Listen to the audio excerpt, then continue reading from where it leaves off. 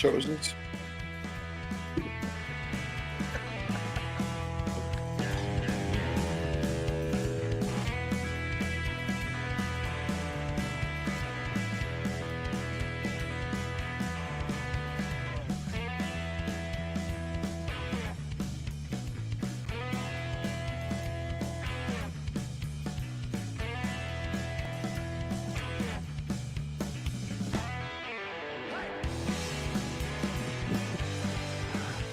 Welcome, everyone, and thank you for joining us on our latest Letterkenny table read. If you are watching us on YouTube, you'll be able to make comments. If I'm able, I will get your comments on the stream for everyone to see and maybe answer your questions. This will in no way, shape, or form be anything resembling a professional table read. We will fumble lines, we will laugh, and some of us may be intoxicated in one manner or another. Let me introduce myself. I am Dean, the older, taller, less attractive half of the How Are You Now podcast. I run the Podscure Podcast Network, where How Are You Now resides. I also run, co-host, and or produce the Podscure Podcast and the Disputed Podcast. Tonight, aside from me pushing all the buttons, I, along with my castmates, will be playing large numbers of parts. I will now have each of them introduce themselves and tell you who they're playing if they can remember them. I will start with my wife, Tiara. My wife. Hi, I'm Tiara. I am the other half of the How Are You Now podcast. If you're watching on YouTube, sorry, I'm all the way back here, but like everybody's in the screen. I think this is really cool. Tonight I am playing, who am I playing? Gail and Tanis, Marie Fred, Betty Ann, and Margaret. Oh, Margaret. Oh, Margaret. How about Al and Tanya? Why don't you guys go? How are you now? I'm Al Grego. I am 1/4 of the cast of the Produce Stand and a couple other podcasts as well. And I will be playing the roles of Wayne, Hardright J, Jake, Dolo, and Bartz. Hi. Oh, here I am. My name is Tanya. How are you now? My name is Tanya, and I am the other quarter of the Produce Stand. I will be playing Katie, Anita Dick, and Mia Sophia. You need a what? I need a dick. Awesome. Anita Dick.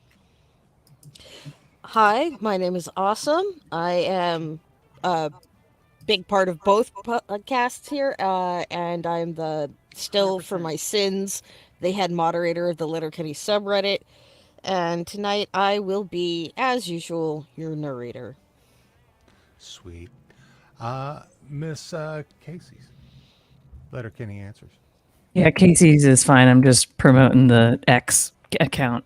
Hi, I'm Casey, and I run Letterkenny Answers on the Twitters and Instagram. And tonight I will be playing Miss Mack, Angie, Ellen, and Shorzy. You mean the shitters, right? Yeah. It's X now. X has got the SH sound. It's the shitters. Not sure. I was not made aware of that, but thank you, Al. Erin. Hi, I'm Erin. I am a very large Letterkenny Shorzy fan and frequent podcast contributor.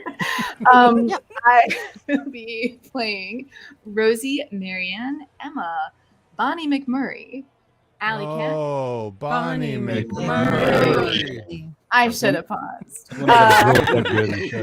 Alley Cat and Anik. Beautiful. And then there's this guy here, Renee, and then we're going to go to Can I get through mine before you introduce sure. the next guy? Jesus freaking criminy.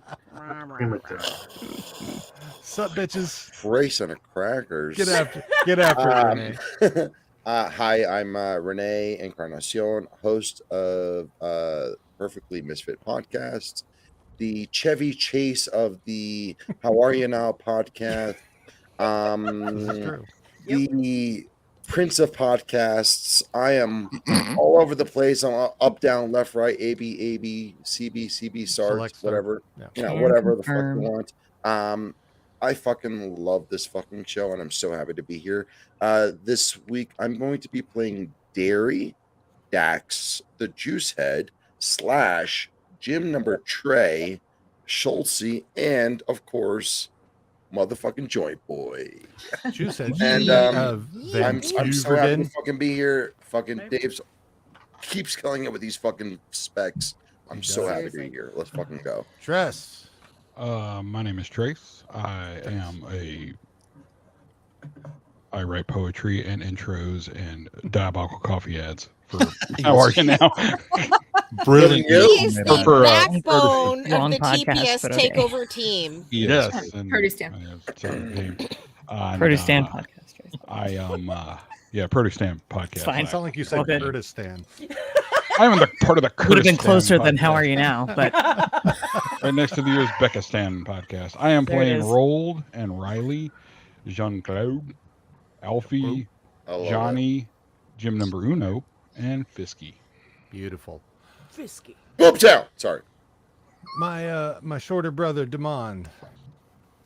Shorter brother from another. What's mother up, and blurs father. and nerds? I am Oh, Damon, shit. father of 2, husband of 1. I am the sensei of 17 syllable silliness. I am the other half of Disputed, whatever adjectives you want to throw around.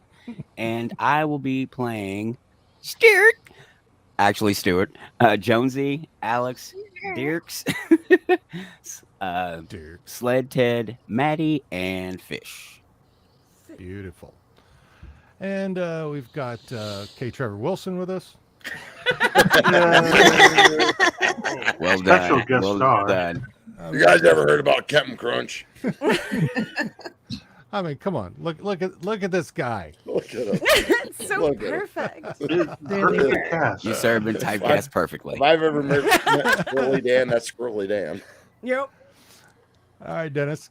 I am Dennis Coogan, the Forrest Gump of the universe, and the voice of God. Yes, sir. I am also a Funko Pop customizer. You can find me on the socials at DG Pop Customs.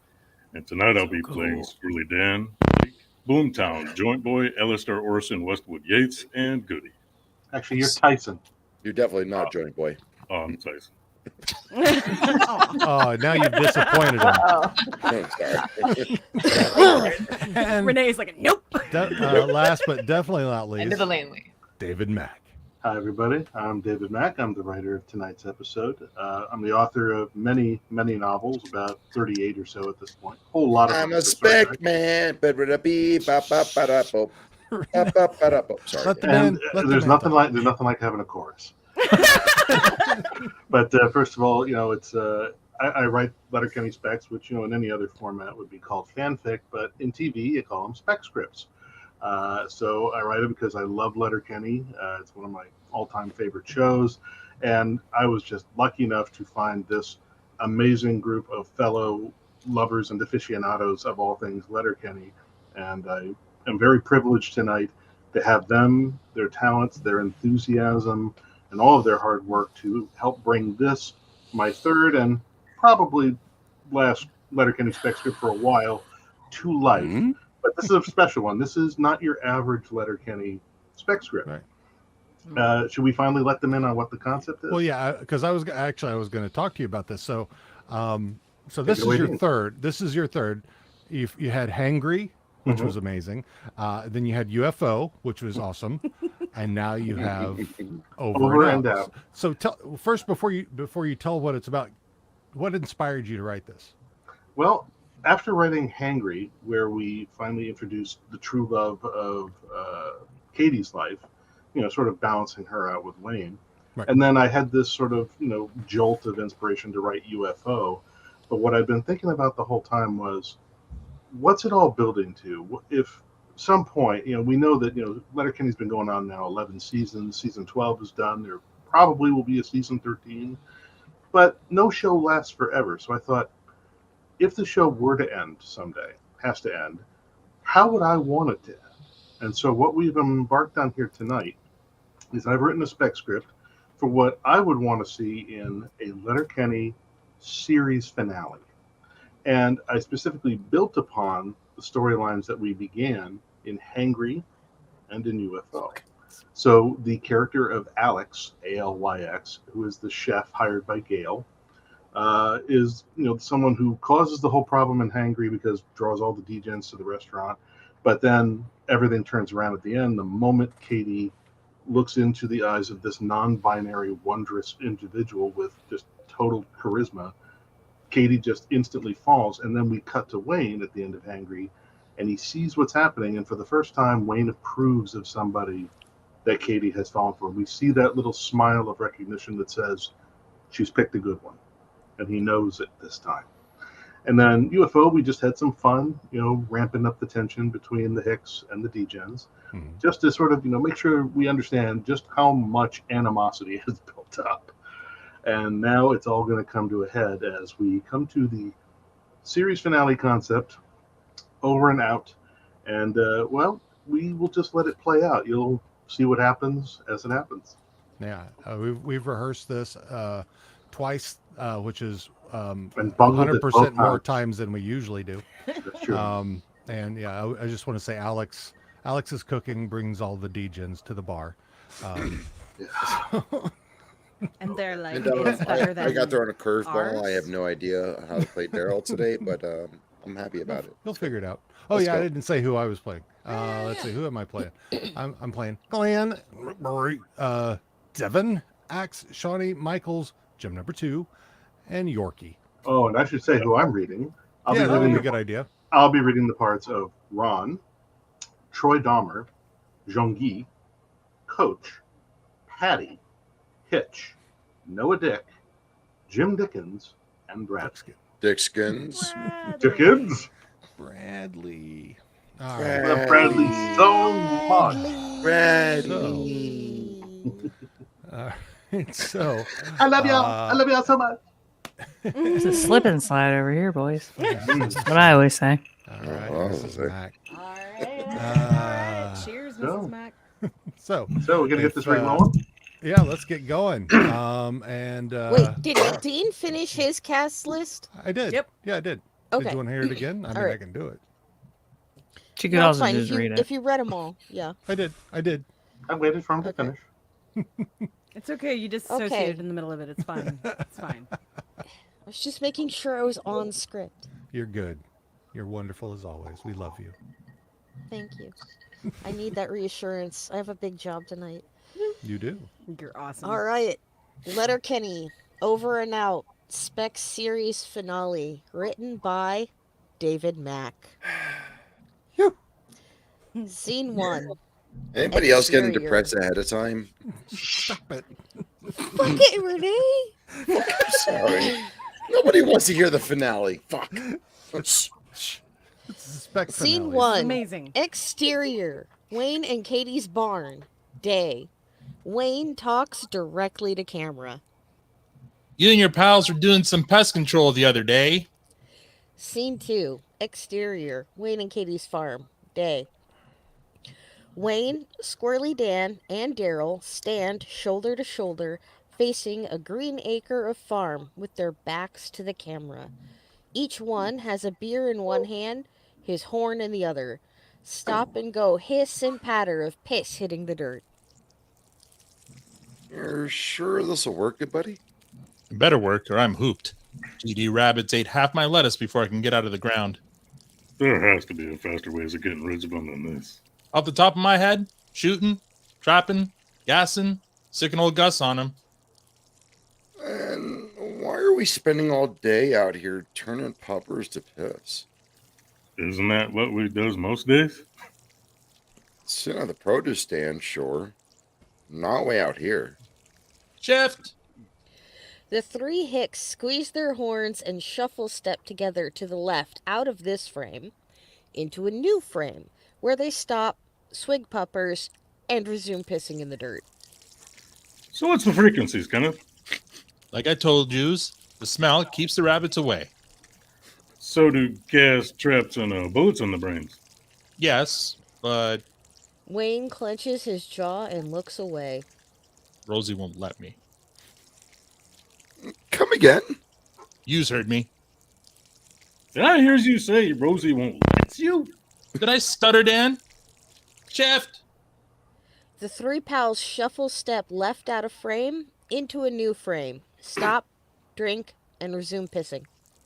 We keeps this up much longer, and I'm gonna need some new kidneys. An awkward beat as the streams falter and become irregular. Reload!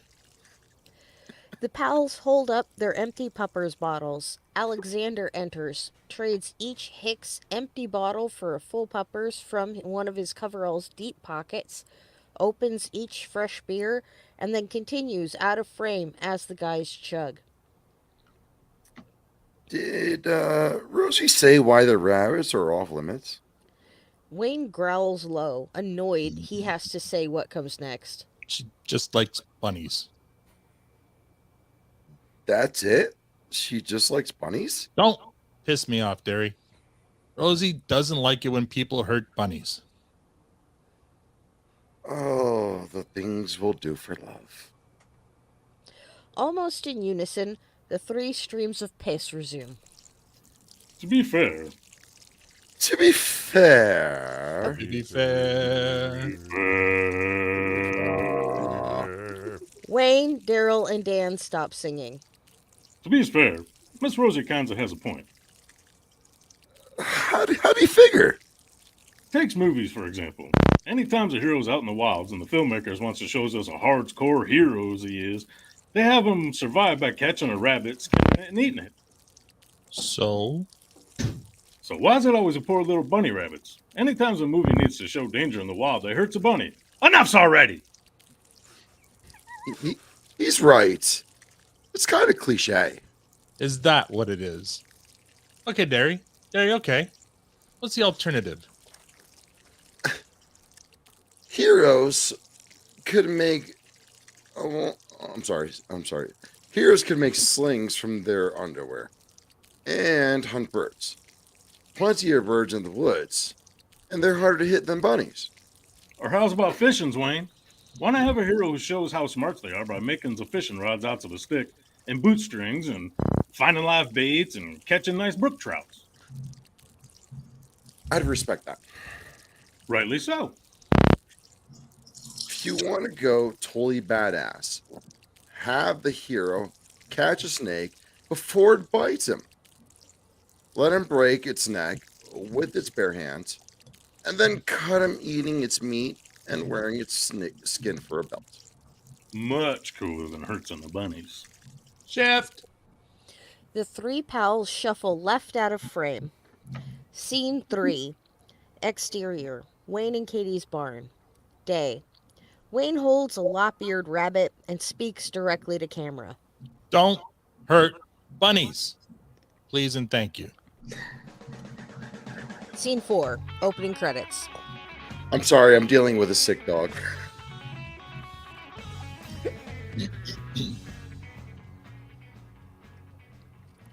And a new role. Scene 5. Interior. Wayne and Katie's house. Dining room. Day. Wayne, Rosie, Katie, and Alex sit on two sides of the dining table. Ron and Dax sit catty corner, facing the two couples. Planning stuff is spread across the table. The only thing better than planning a last-second wedding with no budget? Planning a last-second double wedding with no budget. We're both getting married. Might as well knock them both out at the same time. That's efficient. If you can be one thing, you should be efficient. I'd say be rich, but you do you. TikTok. Get this rig rolling, boys. Ron and Dax share an anxious look. Bad news first. Alex wants Gail to be their best mate, but Gail can't be at the wedding party and manage catering. Alex holds Katie's hand on top of the table. I would do it, but I have more pressing duties. Correct. So either we need someone else to set up the buffet, or you need a different best mate. We'll talk with Gail. Good enough. Good stuff. Speaking of which, the good news. We've got a venue, a DJ, and an official. Don't tell me. The Egg Hall, Saturday night, with Stuart as DJ and Glenn as preacher. Oh, bother. Beggars can't be choosers, big brother. Wayne growls, but knows he has to let this go. Fine. Just as long as Stuart doesn't go calling himself. Tukak Shakur, sorry. It's in his contract. Fuck every duck. Sorry. God damn it. Why do you do this to us, Dave? Wait. You can bitch about our choice of DJ once you make up your mind about your best man. Katie looks at Wayne, appalled. You still haven't decided? It's not an easy choice, Katie. How am I supposed to choose between Dan and Derry? A foot race? Full contact chess? Bound fight for it? Sorry. Make him wrestle in mud. Wouldn't that be a big gay? Are you kidding? Hell yes. It'd be super fucking gay. Straight up the ass. What are we even doing here? Okay. I'll get it sorted.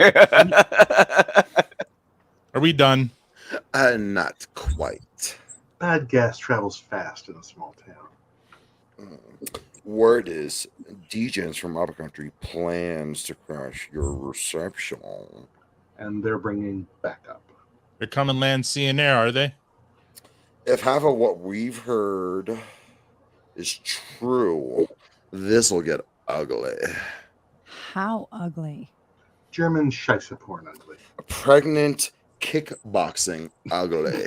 American politics ugly. That's majorly ugly. That's what we're saying. We should get some security for the reception. Hard no. Are you crazy? We don't fight at weddings, especially not our own. But D-Gens will. You two make the wedding happen. Let me worry about the D-Gens. Are you sure? This might be the time to consider an alternative. Rosie leans in, keenly focused. What alternative? You and Wayne could elope. Over your dead bodies. Don't you mean over your dead bodies?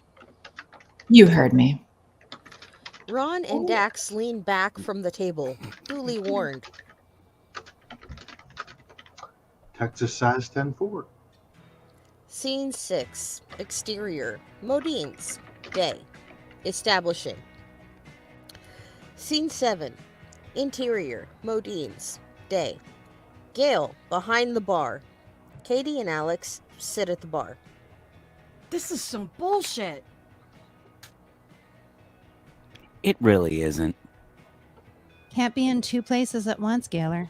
Half the cooking's done already. And we'll get the rest done. But we need someone else to set it up. I don't have anyone else.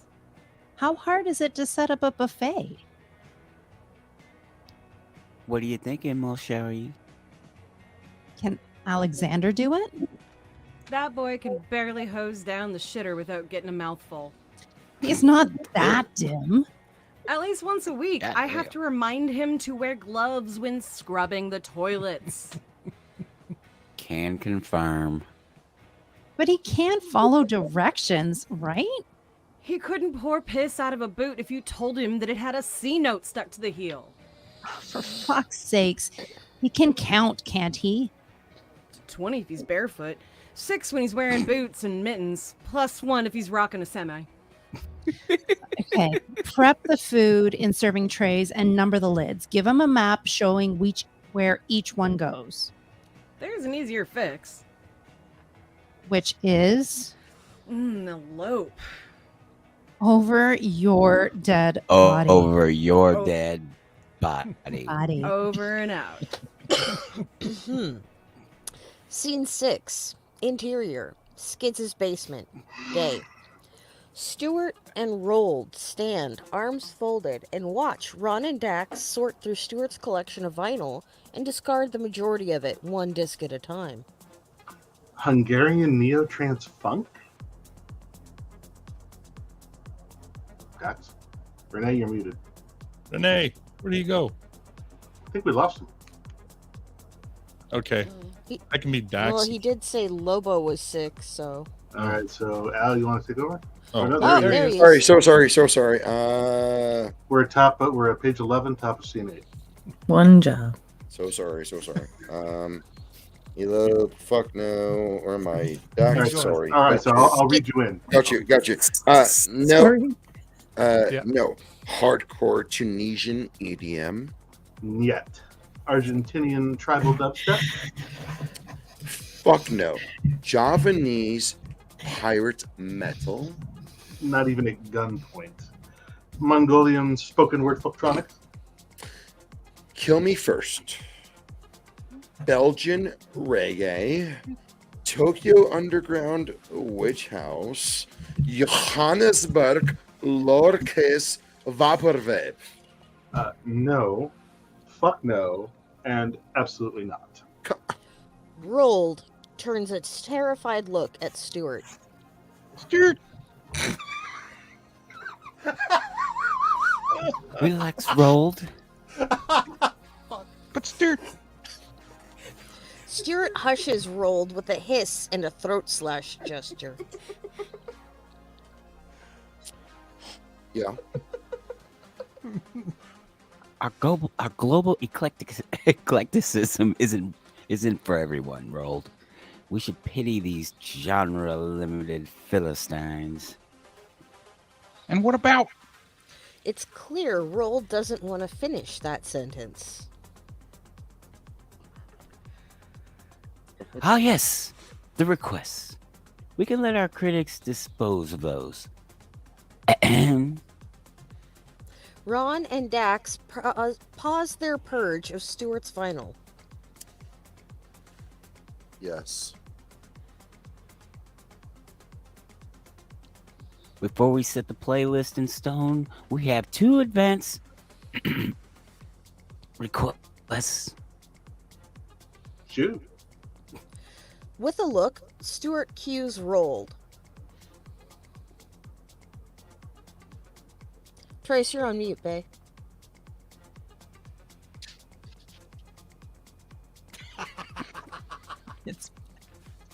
McMurray wants us to play the chicken dance, and Jim Dickens wants us to play the boot scoot and boogie. Dax and Ron share a look, shrug in unison, then reply. Done. Stuart scowls at yet another insult to his taste.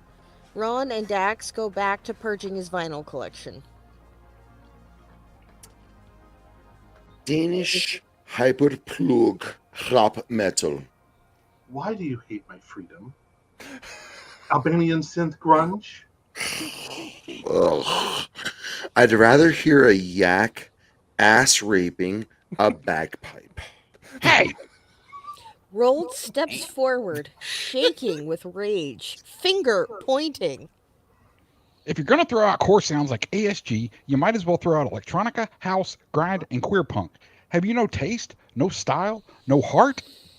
Sure we do, Rold.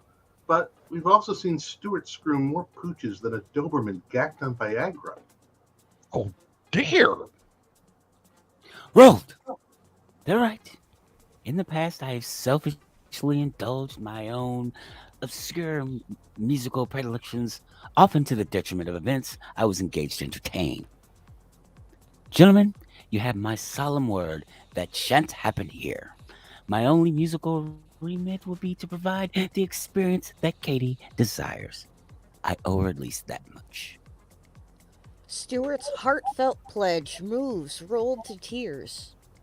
Stuart. Rold moves to hug Stuart, who holds him at bay by using the Force. Ron and Dax put aside the box of vinyl, stand, and take turns shaking Stuart's hand.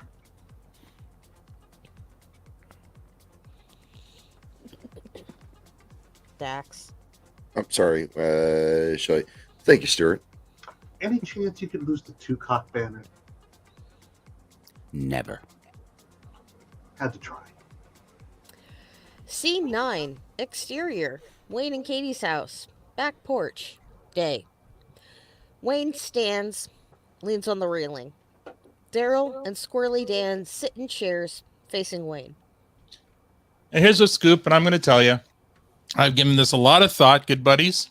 I think you both know how I feel about you, but I can only have one best man.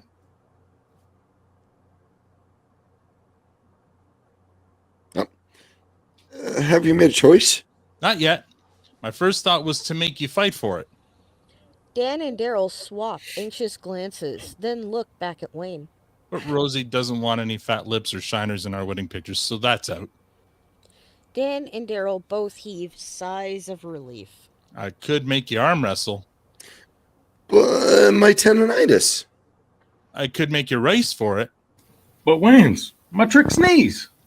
Instead, I'll just ask you to tell me in your own words why I should pick you to be my best man. Derry? Seniority? You and me were pals before you knew Dan. Okay. Dan? Unlike Derry, let's go digging in my ass, then sniffs my finger during the wedding vows. You both make good points. Time for the tiebreaker, Super Chiefs. I'm ready. Let her rip, good buddy. You fucking dick. Cage match. Which word wins? Bride or groom?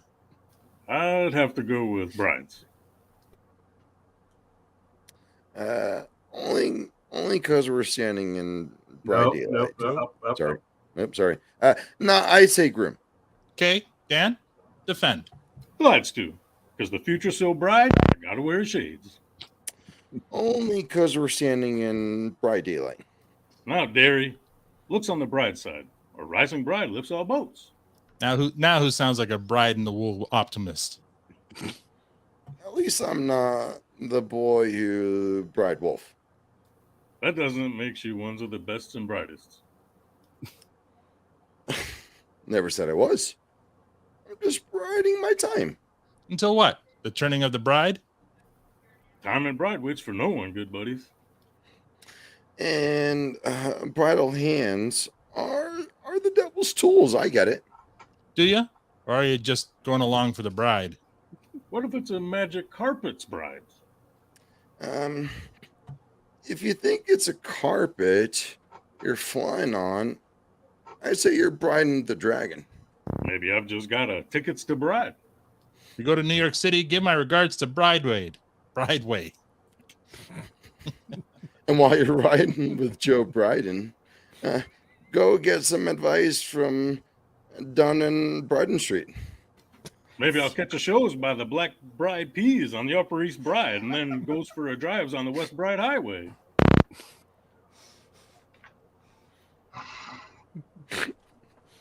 I bet you'll see where they filmed West Bride Story. And Bride Lights Big City.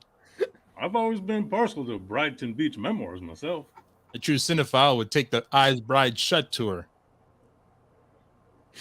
I'd rather push a shovel behind a line of Budweiser Bridedales. Bridesdales. Bridesdales. Sorry. Like Clydesdales? Okay. I'm sorry. I'm trying to roll with the punches here. It's okay. Again, Renee is clearly not a horse girl. seriously.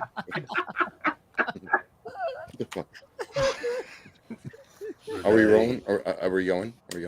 Yes. Or volunteers as a tacklings dummies for the Alabama Crimson Bride. Sorry, no. Throw me off. Are you happy? Rough gig. Whoa. Page her. I'm sorry. Yeah, and 17 middle, rough gig. Assuming you've got the right version of the script. I assume so. That's the scene we're in. Renee's a little too high. I am not. Fuck off. I mean, To be fair to I Renee, could say you rough get gig. Is that what we're Derry doing? Rough gig. Why not be a fucking bride receiver? Rosie would tell you to stay inside and read Bride and Prejudice. What if I watch a return of Friday Night Lights? Have some class, Derry. Get a Blu-ray and watch His Gal Friday. I'd rather watch Sergeant Joe Friday on Dragnet. Here's spare parts, bud. If you need me, I'll be watching Bride World of Sports and American Bridal. Have you all seen my headphones? I've got a sudden urge to listen to Pink Floyd's Dark Bride of the Moons. I ain't seen your ear goggles, good buddy, but I've got Billy Bridle's White Wedding on my phone. I can play the bass line from the Doors' Briders in the Storm. Can you really? No. That's fine. I'm the Big Lebowski. The dude of brides. If you're the dude, I'm the pale brider. Thank God it's Friday. Derry, groom, defend. Defend? What do I look like? The groom berets? You look more like the Lords of the Rings' Orlando groom after his face gets stomped by the Grooms Bay Packers. That's how you want to play this, Dan? Okay. Let's talk about the elephant in the groom. Your breath smells like my boots after I finished tending the mushrooms. You're a groom-ass man. Try acting like it. Bring, bring. Hello? Oh, it's Alexander Grooms Bell, inventor of the telephones. He's calling to tell me he doesn't give a fuck. Hey, both of you take about 20% off there. God damn it. Fuck you, Dave. Take about 20% off there. You've got the Groom's Day clock at 10 seconds to midnight. Sorry, good buddy. Didn't mean to call all doom and gloom. Or all grooms and gloom. No one likes a groomy Gus. Let's put on a movie. Anyone up for Groom Patrol? I still haven't forgiven you for making us watch Groom Lantern. I wouldn't mind a fresh look at Angelina Jolie and Lara Croft. Groom Raider. You! Or Mary Louise Parker's in Frack Groom Tomatoes. You! If we're watching chick flicks, Dan, why not just go straight for Anna Groom Gables? Which one? The feature films, made for TV's movies, or the miniseries? Who fucking cares? None of them are Indiana Jones and the Temple of Groom, are they?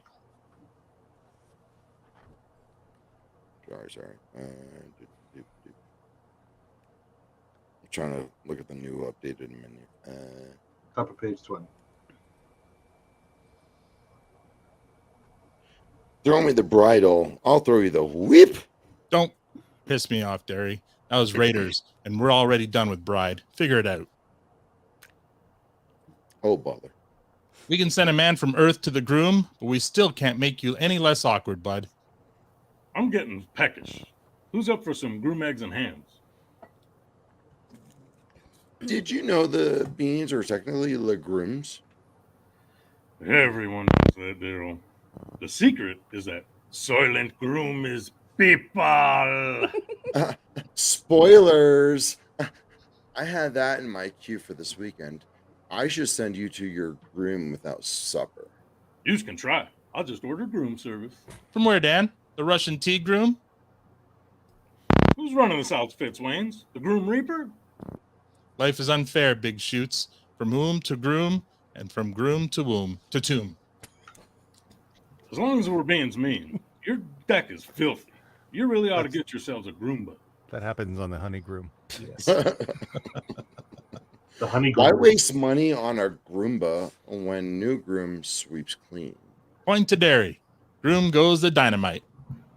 Well, ta-ra-ra, Groom D.A. Wayne ponders. He lights a dart.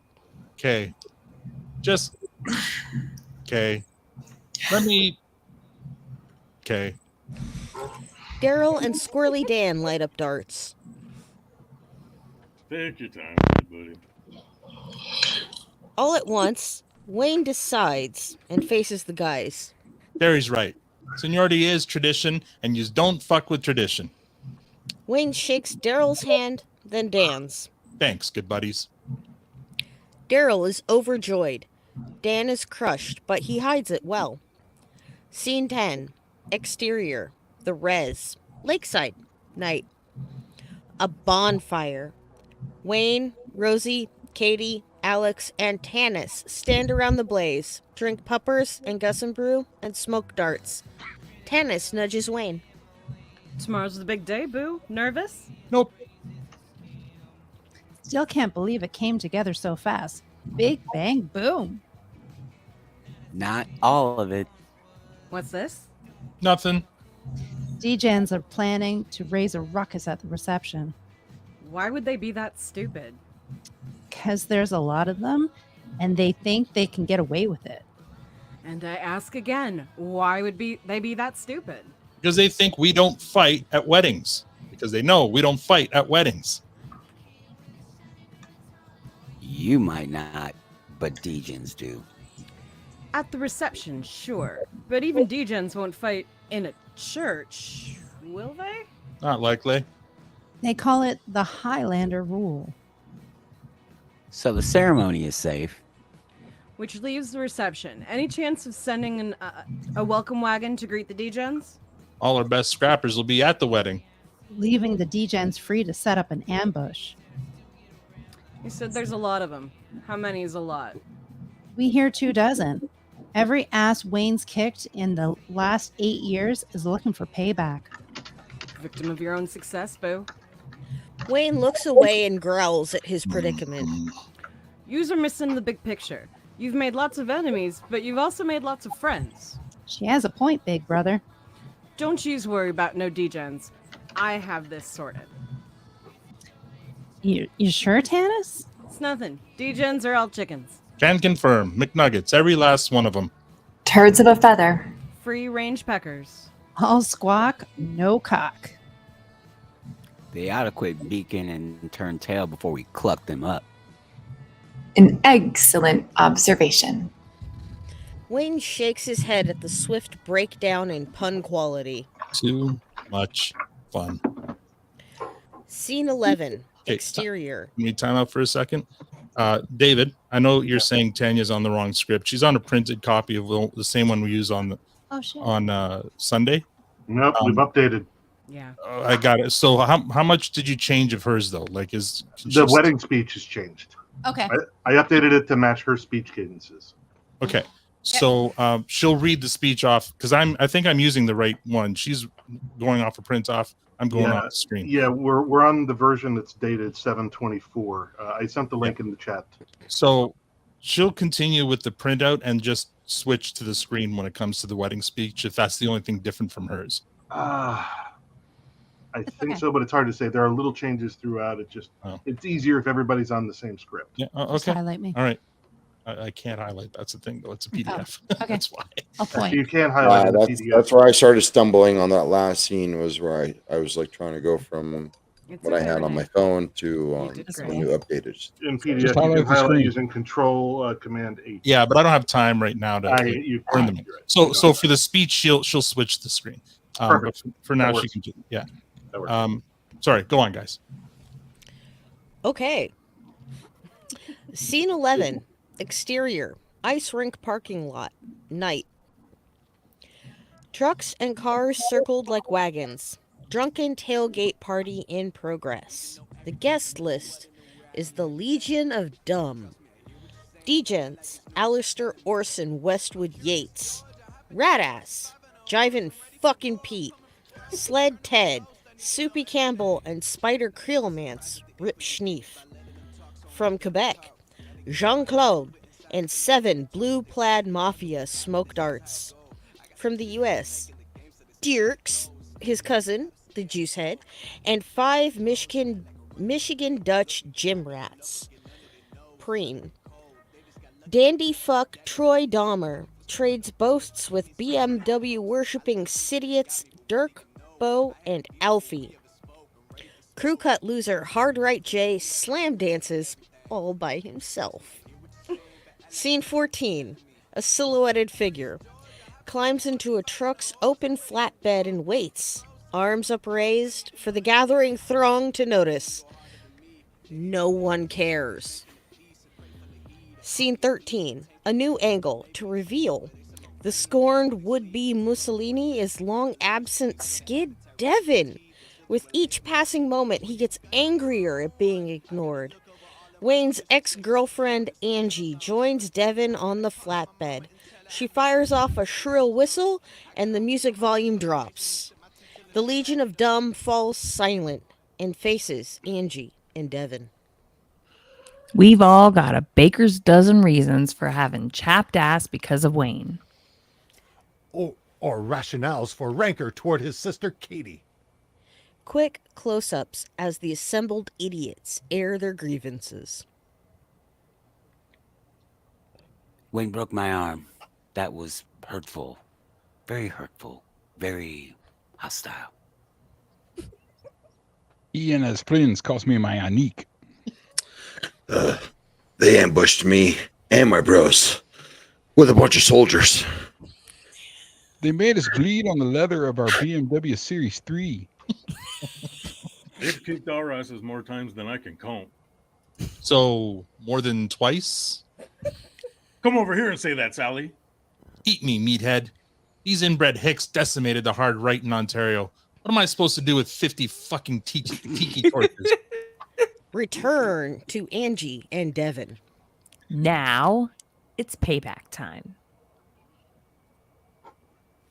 We have the numbers, and thanks to Wayne and Katie's dual nuptials, we also have the advantage. It's a point of pride with Hicks that they won't fight at weddings. Which means there won't be anything they can do as we turn their little reception into hell on earth. Why not disrupt the actual wedding? Holy ground, you Nazi douche. None of us will break that rule. It's tradition. And you don't fuck with tradition. Ergo, we will not trash the reception. We will trash the reception.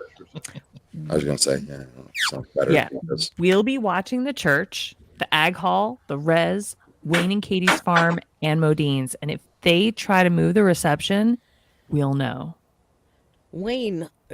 Devin holds a bottle of puppers up high. Drink up, my friends, because tomorrow we party in hell. Perplexed silence. Angie aims a confused look at Devin. What does that even mean? Yeah, that was confusing. Agreed. It was ambiguous. Very ambiguous. Very abstruse. Are you saying we'll be in hell? That sounds like a shitty party. Hang on, are you using hell as a metaphor for the mess we'll make of the reception? Flustered, Devin climbs down from the truck and storms off. Why must everyone always be so fucking literal? The Degens watch Devin exit, and then they all look to Angie. Drink them if you got them, bitches. A cheer of rowdy celebration fills the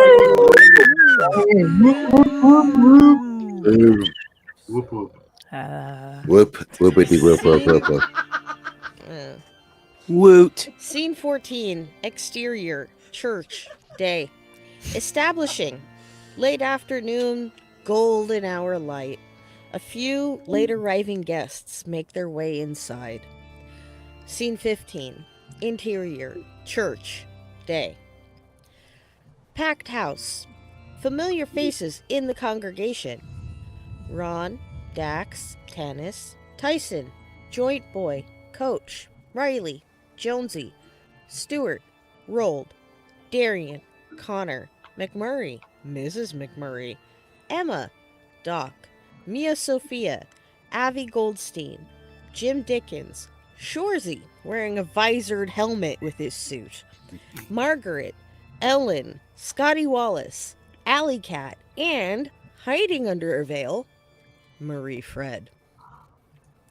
Scene 16. On the altar. Glenn stands ready to officiate. Flanking him are Wayne and Alex. Wayne wears a classic blue tuxedo. Alex's long tail tux is a striking royal blue. Wayne leans in to speak confidentially to Glenn.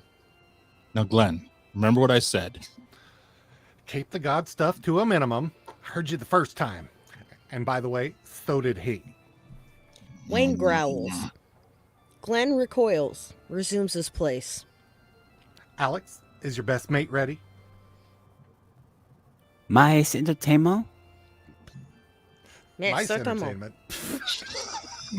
Yeah, just Who ordered the mice entertainment? Somebody else said that. Mice Mice entertainment. Mice entertainment. It has like some Victorian sideshow vibe. And this is why we rehearse. Yes. It's a niche industry, but yeah. Anyway. Alex nods to someone off screen. Gail enters, scandalous in skin-tight leather. Takes her place next to Alex. And Wayne, is your best man here? He wouldn't miss it. Wayne gives a short, sharp whistle. His dog Gus trots out in a bow tie, a ring box on his collar. Gus sits obediently at Wayne's side, facing the congregation. Glenn lowers his glasses to steal a peek at the dog. Because of course you did. Glenn pushes up his glasses and twirls his hand at the wrist. Okay, folks, let's press play on this little rom-com. Music plays as the wedding party enters, 2 at a time. Alex and Katie's party on the left, Wayne and Rosie's on the right. The first pair to make a halting, synchronized entrance. Squirrely Dan in his formal dress kilt, alongside male model Shep, in a tux and bow tie, but with no shirt. Squirrely Dan gets to the altar, sees Gus, and then asks Wayne, You said you was picking your best man based on seniority. I did. But I knew you before you adopted Gus. Yeah, but Gus is 84 in dog years, so, math. Awkward Duo 2 approaches. Daryl in a rented tux next to male model Kingsley, also in a shirtless tux and tie. They part at the altar. Daryl looks at Gus, then at Dan.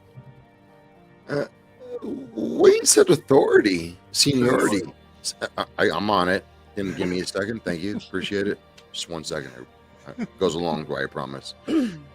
Wayne said seniority. What gives? Dog years. Daryl considers that, and then he nods. Makes sense. Pair 3. Rosie's man of honor, Bradley, and Katie's maid of honor, Bonnie McMurray. Bonnie looks very happy about this. Oh. Bonnie.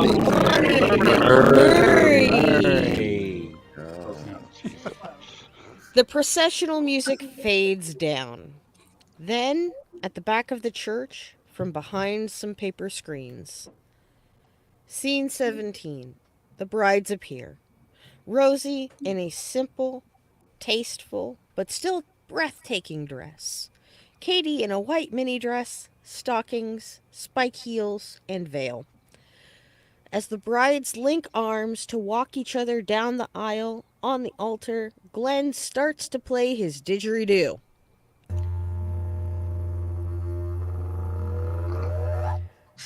Wayne rips the didgeridoo from Glenn's hands. Stunned silence, and the brides halt and stare in shock as Wayne breaks Glenn's didgeridoo over his knee. Wayne hands the broken instrument back to Glenn. Sorry. Glenn regards his shattered instrument. I don't suppose we have a plan B?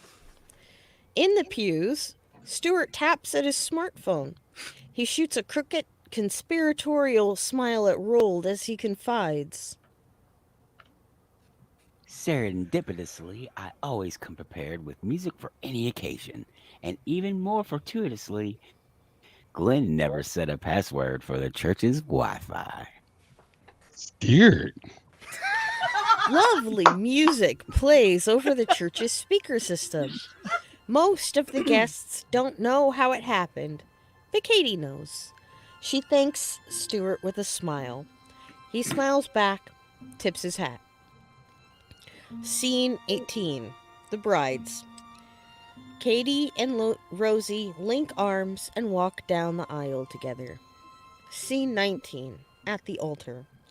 Katie and Rosie stop. Wayne is dismayed by Katie's ensemble. Really, Katie? What? You call that a wedding dress? I've seen bow ties that cover more. Alex leans in. I like it. Well, of course you like it. That's not the point. The point is a wedding dress should be more than a glorified negligee. Why do I have such a hard time?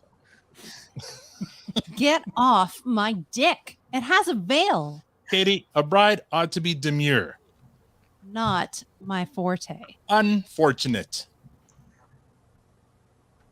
Excuse me, but is this going to be a deal breaker? Yes. No. Rosie gently puts herself between Wayne and Katie. Wayne, tradition says a bride on her wedding day gets things the way she wants them. And you don't F with tradition. So for me, let her wear whatever she wants. Wayne simmers, but then he relents. He offers Rosie his arm. They step together onto the altar. How are you now? Good, and you? Not so bad.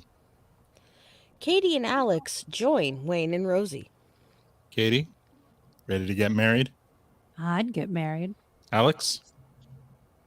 I'd get married. Rosie? I'm surprised we're not getting married right now. Both couples face Glenn. Pitter patter, preacher. Oh, now we're in a hurry. Okay, never mind the church is booked for Alcoholics Anonymous meeting in 20 minutes. TikTok! Glenn opens his book. Fine. We'll just skip ahead, cut the fluff, lose the dead weight, trim the fat, cut to the chase, get right to the good stuff, and I should have packed a... Fairly beloved, we are gathered here today to celebrate the weddings of two lovely couples, Katie and Alex, and Wayne and Rosie. Now, let's get this bit out of the way. If there's anyone here who knows of any reason why either of these couples should not be wed, speak now. Je proteste! I object! In the congregation, Marie Fred stands, pulls off her veil. We all saw this coming, right? Wayne, I still love you. I know what I did was wrong, but... Coach puts an arm around Marie Fred's shoulders. That's enough, sweetheart. Coach gently ushers Marie Fred away. But I have to tell... You've said too much already. Coach leads a desperate Marie Fred out of the church. Please, if I could just explain. The less you say now, the less you'll have to apologize for later. This is so fucking embarrassing. I know the feeling. Coach and Marie Fred exit. Everyone looks back at Glenn and at the couples on the altar. Okay, let's just Reader's Digest the rest of this, shall we? Glenn faces Alex and Katie. Katie, now that your worlds have collided, do you promise Alex nothing will ever tear you apart? I do. Alex, do you want to stop the world and melt with little Miss Katie here? I do. Spectacular. Daryl tries to discreetly scratch his ass and sniff his finger, but Squirrely Dan sees it and shakes his head. Wayne, do you promise to be Rosie's very own Rickroll? Come again? Do you promise you're never going to give her up? Sure. And Rosie, do you promise Wayne you'll be his REO Speedwagon? And keep on loving you? I do. Good. Y'all got rings?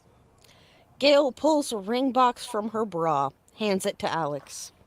Wayne whistles for Gus, who steps forward to let him recover the ring box from Gus's collar. Wayne pets Gus. Such a good. Alex and Katie, and Wayne and Rosie, put on wedding rings. Congrats, y'all. Now, Marvaloo, y'all are married. Now kiss. The two couples kiss. The congregation applauds. Congrats, y'all. Now everyone scoot. I don't have coffee and donuts ready before the boozers get here. There'll be hell to pay. Music plays for the recessional. Wayne and Rosie lead the wedding parties off the altar and down the aisle toward the exit as the guests applaud again. From the altar, Glenn calls out over the music. Consummate your marriages as soon as possible. Oh, Glenn, look who you're talking to. They're lucky they left the church first. Scene 20. Exterior. Church. Night. Just after dusk, the wedding party exits and piles into a huge party bus. Other guests pour out of the church. Scene 21. Across the street. Devin sits in a parked car and spies on the wedding using binoculars. He taps his earbuds. We hear a call ringing. Angie answers the call. We hear her voice over the phone. What's the word? Angie, it's Devin. I know, dipshit. I have caller ID, just like everyone else on Earth. Intercut with Scene 22. Exterior. Street. Night. Continuous. Intercut. Angie sits in a parked pickup truck, spies on Wayne and Katie's house through her own binoculars. What's happening at the church? Scene 23. Devin's binocular POV of the church. Devin struggles to track everyone's movements. Looks like they're heading to the reception. Well, Alistair says everything's quiet on the res, and Troy says Modine's is closed and dark. What about the ag hall? It was decorated like a hooker's quinceanera and has a sign saying closed for a private party. Perfect. Wayne's overconfidence will be their collective undoing. Give them 10 minutes to make sure they aren't pulling the old switcheroo, then meet us at the ag hall. Scene 24. Interior, exterior. Party bus, moving, night. Raucous music. The wedding parties dance, laugh, pound shots of Gus and Brew, drink puppers, and smoke darts. The bus rolls down quiet country roads, trailing music. Scene 25. Exterior. Ag hall. Night. Behind the building, the Legion of Dumb is here. Alistair breaks the back door's lock with a crowbar. We're in. God, I love the Legion of Alistair... Dumb. I'm just going to say that. It's such a good fucking great. I love it. I'm sorry. Throw that out there. Alistair opens the door and leads the others inside. Scene 26. Interior. Ag hall. Night. The Legion of Dumb skulks into the main hall from the back entrances. They look around at the garish decorations. Banners. Congrats, Alex and Katie. And congrats, Wayne and Rosie. Along one wall, a line of buffet tables is packed with foil-covered trays perched above unlit sterno candles. At the back of the room is a vacant DJ station. At the opposite end of the huge space is a small, portable bar.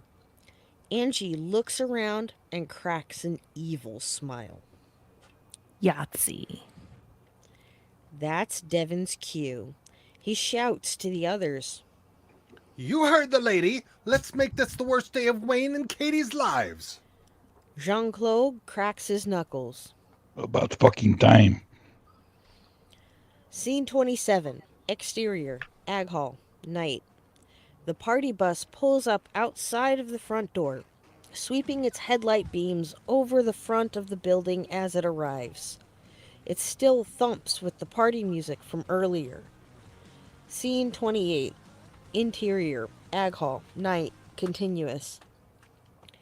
The D-Gens freeze at the sight and sound of the party bus. They're here! Spread out! The D-Gens fan out. Angie moves behind the bar. The clicks and clacks of the front doors being unlocked. Indistinct voices from outside. Angie picks up a bottle of Gus and Brew, only to notice... The fuck? It's empty. She paused through the assorted bottles to find. They're all empty. At a nearby table, Devin lifts his tray lids to discover... So are the food trays. From the DJ stand, Troy Dahmer observes... This DJ setup is junk. I mean, literal junk. Ironically, it's Hard Right J who sees what all this means. Oh, no. Scene 29, at the front entrance. Unexpected guests stride in slow-mo into the Ag Hall. Leading the way are Les X from Quebec, Jean-Guy, Jean-Carl, and Jean-Pierre.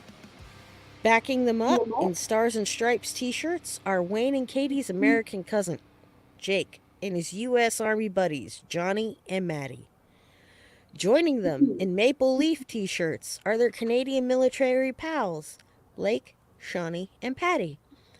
Last in through the front door are Boots and Ginger, natives Axe and Slash, and Shamrockettes Marianne and Betty Ann.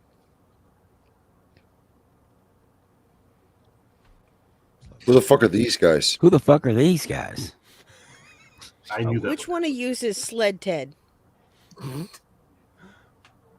I don't know where the echo comes from, but we're the U.S. military.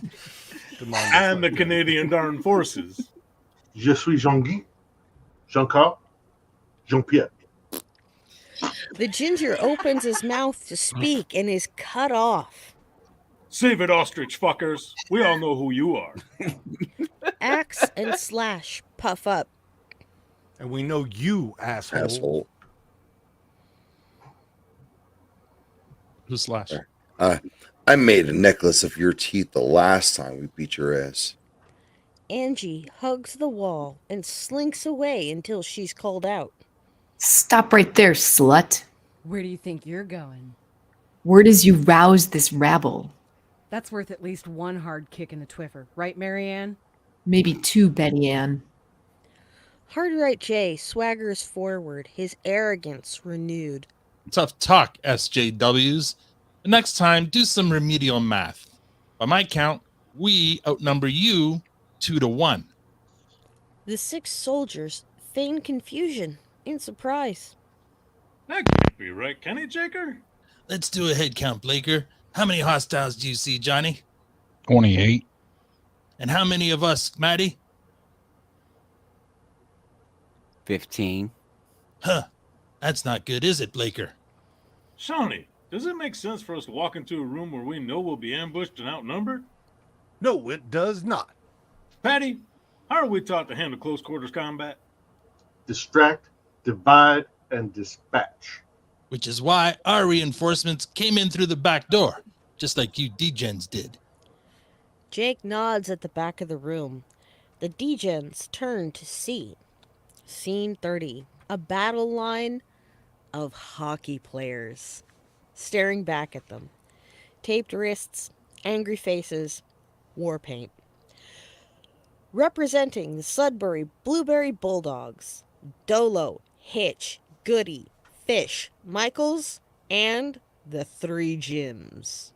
Representing the former Letterkenny Irish, Barts, Yorkie, Schultze, Fiske, and Boomtown. Shorzy nous avons ye. Time to do some damage, boys. You ready, Jim? Yes. Jim? Yeah. Jim? Sure, I could fuck up a few degens. Let's fill them in. Settle down. Jake smirks at Hard Right J. 28-28. How does my math look now, you fucking Nazi dickhead? The ex-Irish grin like demons at the degens. What, a 10-ply brigade? I've seen tougher skins on pudding, you little bitches. Yorkie? You plugs are softer than an all-dressed chip floating in a toilet. Schultze. Cotton Candy would put up more of a fight than you, pussies. Fiske. You pylons are going down faster than a puck bunny who needs a ride home from an away game. Boomtown. Boomtown quakes with volcanic rage. Let's have a fucking tally, boys! And with that, it's on. The biggest, fucking Donnybrook you've ever seen. Match cut 2. Scene 31. Exterior. Dick Farm. Night. Continuous. The Donnybrook in the Ag Hall is projected in high def onto the whitewashed side of a barn. The assembled guests of the double wedding watch the fight with cheers and laughter, except Noah Dick and Anita Dick, who appear uncomfortable with the display of violence. Tanis runs the show from her iPad. She stands with Emma, Wayne, and Katie while changing the show's camera views. Live from the Ag Hall, the beatdown of the century. How's this for a wedding gift, boo? Just what I always wanted. How are you getting such great angles? Bro Dude Energy wired the Ag Hall with cameras and mics. In exchange for exclusive media rights, of course. Of course. Well done, Tanis. Scene 34, projected onto the barn, the Donnybrook. In full swing. People are thrown over tables. Empty liquor bottles are smashed over D-Gens' heads. Sucker punches fly. All while Tanis switches between camera angles. Match cut 2.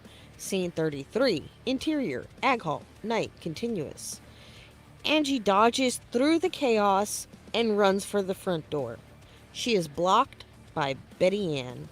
No way out, skank. Angie flees from Betty Ann, only to slam into Marianne. Marianne hoofs Angie right in the Twiffer, and then she clocks Angie with a right hook that puts Angie down hard. Marianne and Betty Ann mark the moment with a low bones. Scene 34, exterior, Dick Farm, night. Projected onto the barn, the Donnybrook continues. On the grass beside the barn, guests sit at 6 big round tables. There is a large space for dancing. Long tables are loaded with the real buffet dinner. Guests take candid photos with disposable cameras. A bar and the DJ table are at one end of the dance area. Scene 35, the DJ table. Draped with the iconic two-cock banner, Stuart is decked out in his flashiest regalia. He speaks into his mic. On behalf of Wayne and Rosie and Katie and Alex, welcome everyone. Let our revels commence. Stuart spins up dance music. Shocker! It doesn't suck. Scene 36. Wayne and Rosie's table. Noah Dick and Anita Dick approach. Anita carries a pie. Wayne? Noah Dick. Wayne stands and shakes Noah's hands. Thank you again for letting us have our reception here on your farm. After all the kind turns you've done us, Wayne, it was the least we could do. Anita sets the pie on the table between Rosie and Wayne. I baked this pie especially for the two of you. It has 3 kinds of apple, cinnamon, and brown sugar. Sounds amazing. I shouldn't boast, but every time you lick your lips for the rest of your life, you'll think of my pie. Jesus Christ, David. And it gets better. I find that hard to believe. Noah gives Wayne a block of something wrapped in cheesecloth. Nothing kicks up the tang of my wife's pie like my dick cheese. Wayne looks past Noah and Anita to catch the eye of Tanis, who sits at the next table. She gets up and hurries over. You don't say. I do say once. I know it must sound like vanity, but I love the salt of my slow-aged dick cheese mixed with the tangy sweetness of my wife's warm, sticky pie. Tanis cuts in. Noah, just the man I've been looking for. Anita, defensive, pushes herself between Tanis and Noah. Why are you looking for my dick? Back up, little huss on the prairie. This is business. Still suspicious, Anita eases off a bit. We're listening. Noah, Wayne and his friends can't stop raving about your dick meat. And you've come for a mouthful. Letting that go, can you fill your special sausage with venison? I'm sure I could once. On the res, we get the freshest bow-hunted venison you'll ever eat. That sounds strange to me, Noah. Have faith, mine wife. A little strange never hurt anyone. Mrs. That's what McMurray I- lurches past, G&T in hand, slurring drunk. That's what I always say. Dennis puts her arm across Miller's shoulders and leads him away. Let's talk numbers now.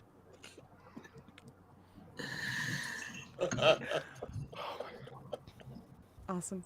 Oh, hold on. My internet connection dropped just a second. Oh no! All right. Scene 37. Wait. At Wait, Kingdom wait. Alex. Anita? We Oh, lost. yeah. Anita hurries away. Okay. Anita hurries away, hot on the heels of Tanis and Noah. Rosie confides to Wayne. We owe Tanis big time. That's a Texas size 10-4. All right, Scene here's where 37. Tanya's going to need to read off the screen. Gotcha. Scene 37. At Katie and Alex's table. Katie stands, clinks her glass for attention. Stuart fades down the music, cues the guests to listen to Katie. Rolled hurries a wireless microphone into Katie's hand. You all know I'm not big on speeches, so I'll keep this short and sweet. For as long as I can remember, it's just been me and Wayne against the world. We were all each other had. And then he found Rosie. Like many great romances, theirs hit some bumps, some bigger than others. But just like a compass always finds north, Wayne and Rosie always found each other. And I'm going to share a secret.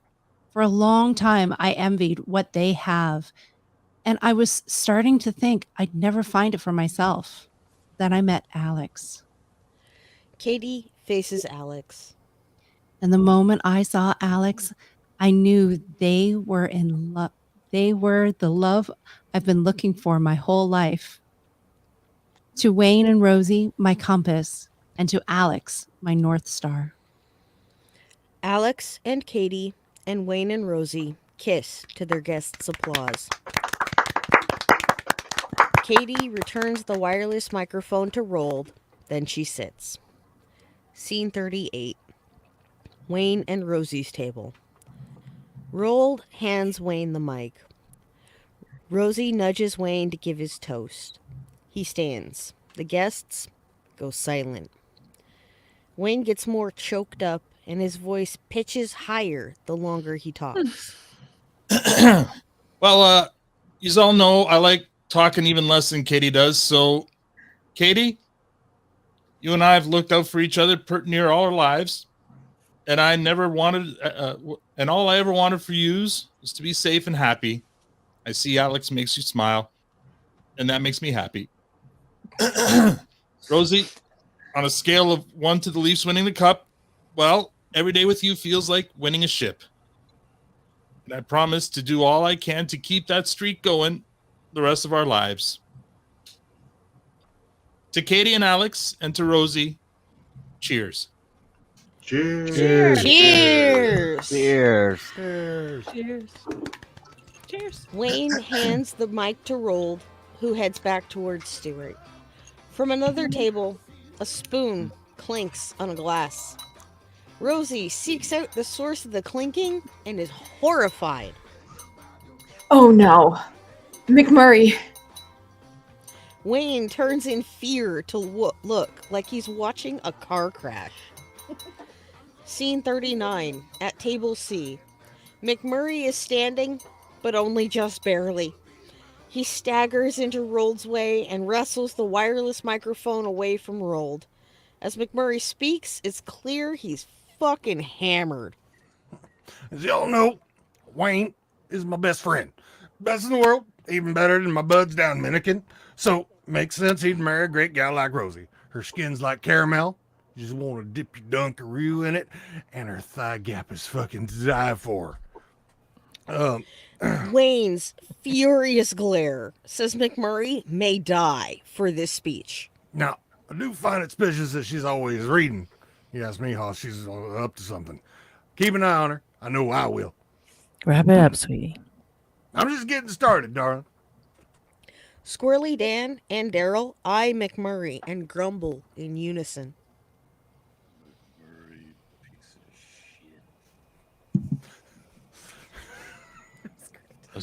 You whispered. Renee, did you forget something, That buddy? was very quiet. You're muted, Renee. 1, 2, 3. That's what I always say. I'm not a 2-pump chump, it's 3. Rolling. Let's keep this Love you, rolling. baby. We're talking about McMurray. Anyway, McMurray, you piece of shit. McMurray's a McMurray, piece of piece of shit. McMurray's a piece of shit. now, let's hear it for our other happy couple. Now, I'm not sure if Alex is a tab or a slot, if he knows what I'm saying, but that's okay. I mean, not for me. Alex, I'm sure you're great. You're great. 3 holes or 2, I ain't one of you. We just gonna have a beer. That's all. McMurray pauses as he sees Katie's furious stare. He grins. Now, don't give me that look, Miss Katie. I'm not saying there's anything wrong with you and Alex. I'm saying it makes perfect sense. You go for one of them non-binaries since you've always been Letterkenny's best switch hitter. Bet y'all didn't know this. Katie hooked up with my wife in the Ag Hall Women's Closet on St. Patty's Day 8 years ago. No secrets between points at spouses. Mrs. M. Right, baby? Mrs. McMurray, appalled, hides her face in her hands. At a different table, Katie also is face in hands. Now, Mrs. M told me Katie big leagued her, finger banged her brains out, but Katie's fingers were nothing compared to her tongue. Mrs. M backhands McMurray in his balls. He doubles over and groans. Stuart restarts the music. Rold takes the mic from McMurray, and Mrs. M eases McMurray into his chair. Her voice shakes with rage as she whispers in his ear. Stop talking. Scene 40, across the table. Riley and Jonesy. Watch with sympathetic embarrassment as Mrs. McMurray reacts to McMurray's drunken blathering. Don't feel too bad, Miss Mack. Yeah, people always do dumb things at weddings. Mrs. M shoots the guys a look. You're not helping. I mean, by tomorrow, no one's even going to remember a word he said. Really? So by tomorrow, the 2 of yous are gonna forget what he said about me and Kate? Well, no. That image is going to stick for a while. A long while, buddy. Another for glare life, buddy. from Mrs. M. Really not helping. You know what might help? If we tell Mrs. Mack one of our secrets. Which one? You know the one. You sure, buddy? That's a bad one. Now they have Mrs. M's attention. I scrolled too far, sorry. What are you two's on about? Desperate times, buddy. Jonesy nods sagely at Riley. Then he faces Mrs. M. Riley and I burned down the original Modines. You what? Are you too serious? Totally. It was an accident. We were drunk. There's a fucking surprise. Gail left her back door open. Letting that one go. And we had late night munchies. We snuck in, grilled some sandos. Next thing we know, the place is full of smoke. So we made a run for it. An hour later, Modine's was gone. Wow, I always thought it was Tanis who torched it. Mrs. M nudges the nearly unconscious McMurray and slurs. You hear that, baby? And they have the nerve to call you a piece of shit. Scene 41. Dick House. Back door. Daryl knocks rapidly on the door. Anita Dick opens it. What is it, Daryl? May I please come in and use your washroom? You may not. Bad enough no let your friends debase our firm with your drunken English wedding. I won't have you fouling up my spotless poo hole. Shoo! Shoo! She waves him back a step and closes the door in his face.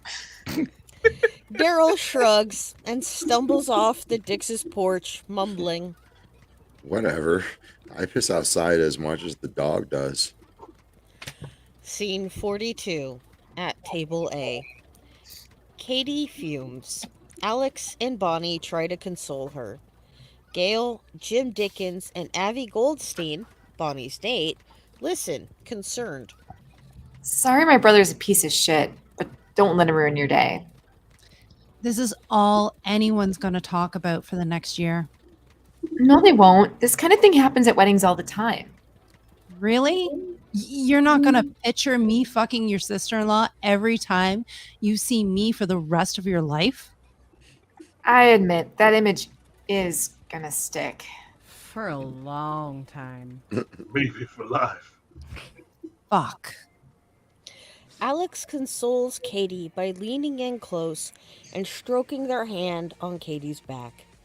Katie leans back gratefully into Alex. As I think we've long since established. McMurray is a piece of shit. Bonnie isn't done trying to make Katie feel better. Katie, would it help if I told the table one of my deepest secrets? To take some of the weight off of you? Worth a try. Okay, here goes. Gail, I burned down Modine's too. Bonnie McMurray. Bonnie McMurray. Yeah, sure. Nice. Gail absorbs that with a poker face, but Jim Dickens can't.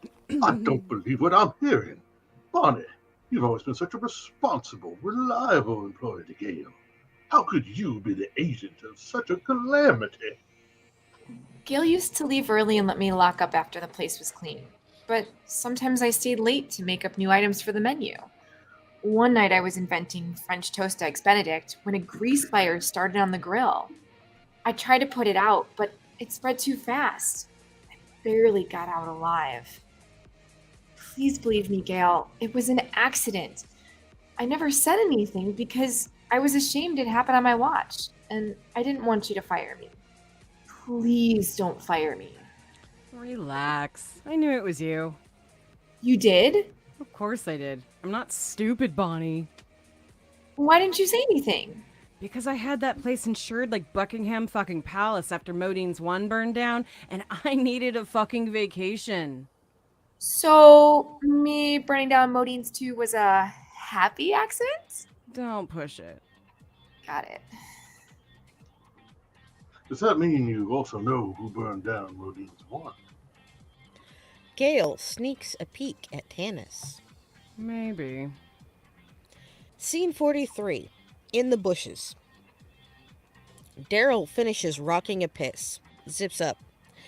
Heading back to the reception, he blunders into a couple fucking against a tree. Wide-eyed, mutual recognition as Daryl catches Coach and Mary Fred in flagrante, and Murray Fred realizes Daryl has seen her getting buggered by Coach. Coach? What about Barb? Who's Barb? Daryl walks away and raises his eyebrows in amused respect. Way to go, Coach. Scene 44. At a table. Bradley entertains Joint Boy, Tyson, Maria Sophia, and Alley Cat. Wayne is great. Gives us chocolate cake. Classic Cosby. Do Chris Tucker. What's wrong with you? What you screaming for? Every 5 minutes there's something, a bomb or something. Don't leave it. Fifth Element. The guys are wowed, but the gals trade confused looks. I don't get it. Me neither. The guys look at each other and sadly shake their heads. Scene 45. Another table. Marianne and Betty Ann arrive late, still wound up from the Donnybrook, and take the seats next to Riley and Jonesy. The guys try to be friendly and welcoming. Marianne, Betty Ann. way to kick ass at the Ag Hall. That was a hoofing angel you'll never forget. Well, if there's one thing Marianne excels at, it's smashing box until it cries for mercy. Fuck you, David. Betty Ann. The only box sadder than yours is the one Brad Pitt opens at the end of 7. What's in the Damn. What's in the box? That's funny, Marianne. Your mint has more crabs than a Red Lobster lunch special. Riley and Jonesy trade disappointed looks. I think it's going to be a long, dry night, buddy. I think you're right, buddy. Scene 46. Wayne and Rosie's table. Wayne, Rosie, Squirrely Dan, Ellen, Daryl, and Margaret, all grown up, since ain't no reason to get excited. But how does he have seniority? Dog you. Oh, of course. Who's Ellen? Okay. That's me. Okay. Maggie, we've been hearing Derry talk about you for months now. How did you two meet? Derry and I have known each other since before I went away to uni. Wayne squints at Margaret. You look familiar. Have we... I know you. Margaret is a bit embarrassed. Daryl reassures her. We knew he'd remember eventually. You made me hold my hand to a flame. Yeah, that was me, back during my Jesus freak phase. Sorry. Phase, as in not anymore? Can confirm. Going to school in Boston widened my perspective. Or, as you would say, I pulled my finger out of my ass. It's for you. Why'd you come back to Letterkenny? To start a business. What kind?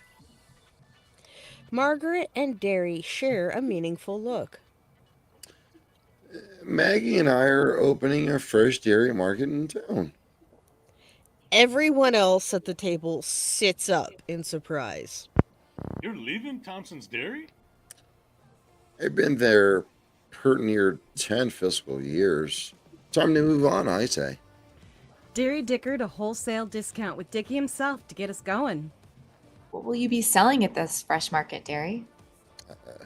Raw milk, buttermilk, fresh cream, artisanal cheeses. Working a cheese shop all day, Big Shoots, and you'll be beaucoup funky by quitting time. You mean compared to what I smell like now after a day on the farm? Touche. Derry, what do you know about making cheese? Derry and I signed up to learn cheese making this summer. Right after we get married. Did he just say... Yes, he did. Wayne stands. Daryl stands. Wayne shakes Daryl's hands. Congratulations, good buddy.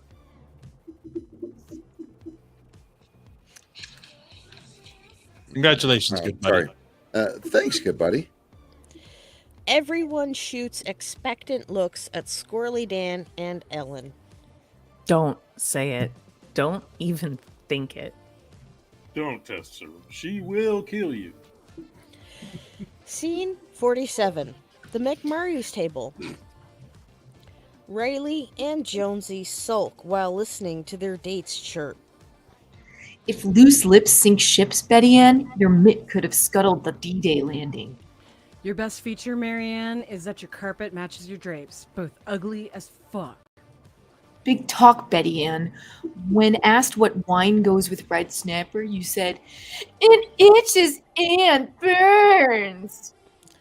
From a table several meters away comes an interruption. Having trouble keeping your dates on a leash, tit fuckers? Riley, Jonesy, Marianne, and Betty Ann turn in unison towards Shorzy, who sits with his back to them, visored helmet on. Fuck you, Shorzy. Fuck all y'all. If I had known there was going to be a dog show, I would have brought your mums. Fuck you, Shorzy. Fuck you, Riley. How does it feel being the sole subscriber to your mom's OnlyFans? Fuck you, Shorzy. Fuck you, Jonesy. Your mom ran out of apricot gentle exfoliating scrub, so she begged me to come on her face and then kick sand in it. Fuck you, Shorzy. Fuck you, Marianne. I thought your breath was a crime against humanity until Trudeau ordered the army to weaponize your queefs. Fuck you, Shorzy. Fuck you, Betty Ann. You think you're pale because you use SPF 200, but it's really because I filled your tube of banana boat with my spunk. Fuck! The hockey players all turn their backs on Shorzy. Why the fuck was he even invited? Noah Dick staggers up to the table, leans on Riley. Know ye not of the family link between Shorzy and Wayne and Katie? Have you been drinking? Heaven forfend. I have limited myself to the fruit punch. Which is like half Everclear. Mrs. M pops up her head. You're welcome, by the way. Wait, Shorzy, Wayne, and Katie Cat are related? Indeed. Shorzy is their first cousin once removed once. How can he be their cousin? Noah tries to drunkenly shush the guests at the table. By way of their late Uncle Eddie. Uncle Eddie? Many years ago, Eddie dallied with a young Mennonite lass during her run springer and left her with child. Slapping a clapper past a tindy. Uncle Eddie working the 5-hole. Wait, there's more once. Shamed, she was cast out to live among the English, but Eddie, scoundrel that he was, disowned the child, so she gave the boy up for adoption and changed her name to hide her sin. No way. Noah, Shorzy said he's never met his mother. Do you know her name? Aye, Colleen Walker. Mrs. M's eyes widen in shock. She grabs Noah's sleeve. Did you say Colleen Walker? I did once. Colleen Walker is my mother. If my mother is also Shorzy's mother, then that means he's my... Horror washes over Mrs. M's face. Oh, but he and I have... Oh, God. No. Mrs. M shakes McMurray awake. Wake up. What is it, baby? I need a cocksucking G&T right now. McMurray gives Mrs. M his mostly full G&T. She guzzles it, slams down the empty glass. Casey with the method. Another! McMurray scrambles into action, stumbling toward the bar. One double G&T. Make it 4, goddammit! Give your balls a tug, tit fuckers! I love the Thor vibe on the another. Another! Scene 48. Give me High 4. angle. The whole reception is in one shot. All the wedding guests face the same person.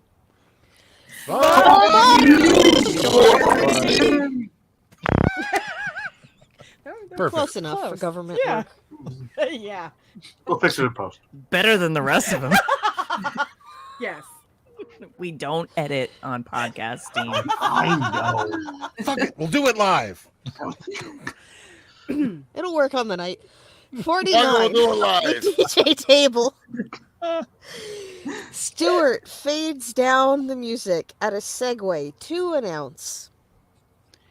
Treasured guests of Wayne, Katie, and their new spouses, please clear the floor to make way for their first dances as married people. The guests applaud as Wayne and Rosie and Katie and Alex go out into the dance area. Stuart plays romantic music for their first dance. Good job, Stuart. Scene 50. Slow-mo reception montage. Real slow-mo. The blissful newlyweds dance. Rosie rests her head on Wayne's shoulder. Katie and Alex hold each other close. Tyson and Joint Boy laugh with Mia Sophia and Alley Cat. Riley and Jonesy do shots and double tap the glasses. Tanis and Emma join the newlyweds on the dance floor, and other couples follow. The McMurrays, Gail and Jim Dickens, and even a disheveled Coach and Marie Fred. Marianne and Betty Ann almost get into a fist fight, but Riley and Jonesy break it up and take the gals to dance. Wayne and Rosie and Alex and Katie enjoy wedding cake. More couples dance. Squirrely Dan and Ellen, Daryl and Maggie, Bonnie and Avi. Doc shows the prostate check whistle gesture to Glenn, raising Glenn's eyebrows. Glenn asks Doc to show it to him again. Darian, Connor, and Alexander vomit in some bushes. Scotty Wallace joins them, nods high, and pukes. Between Wayne and Rosie's chairs, their dogs cuddle and nuzzle. Scene 51. Slow-mo. Stuart. He sees all this from the DJ table. Observing everyone else's happiness, he's strangely serene. He's happy. A hand settles on Stuart's shoulder. Surprised, he turns and is face to face with his lost love, Gay. Without a word, he hugs her as if she's just come back from the dead. Gay whispers in Stuart's ear. He's confused, then he's delighted. She has suggested something, and he is in. Roald observes their reunion with mixed feelings of joy for his best friend and fear that he's about to lose him forever. The look in Roald's eyes is a question. Where are you going? Stuart tells Roald in gestures he's leaving with Gay and giving Roald his DJ gear and leadership of the Skids. Roald understands. Teary-eyed, he waves farewell to Stuart. Stuart waves a bittersweet goodbye to Roald. Stuart takes off his bowler hat and leaves it by the turntables. Then he and Gay steal away into the night. Connor and Darian converge to watch Stuart go. Roald takes over at the DJ table, puts on the bowler hat. Around the Skids, no one else even notices Stuart's gone. Pull up and away from the party as the music fades down. Fade to black. New music eases us into a slow-mo montage. Passage of time. Scene 52. Exterior. Wayne and Katie's house. Day. Two moving trucks in the laneway. Truck 1. Squirrely Dan, Daryl, Tyson, Joint Boy, Bradley, and Wayne help Rosie move her things into the house. Truck 2. Alex, Riley, Jonesy, Bonnie, Shep, and Kingsley help Katie move her things out of the house. Scene 53. Exterior. Menergy Spa and Dispensary. Day. High-end legitimate spa services and cannabis dispensary. Greeting people at the door are owners Ron, Dax, and Roald, dressed in a suit and bowler hat. They usher customers inside and hand them off to Darian and Connor, who wear Gandhi-style dhoti, shawls, and sandals. Scene 54. Exterior. Ibiza. Aerial shot. Night. Establishing shot of the Spanish party aisle. One spot in the cityscape is ablaze with laser light and holograms. Chiron. Ibiza. Spain. Scene 55. Interior. High Ibiza nightclub. Night. A crowd of thousands dances for the wild beats of DJ Stuart. He blows a kiss to his producer Gay in the wings. She smiles and blows a kiss back at him. Scene 56, exterior, Modine's, day.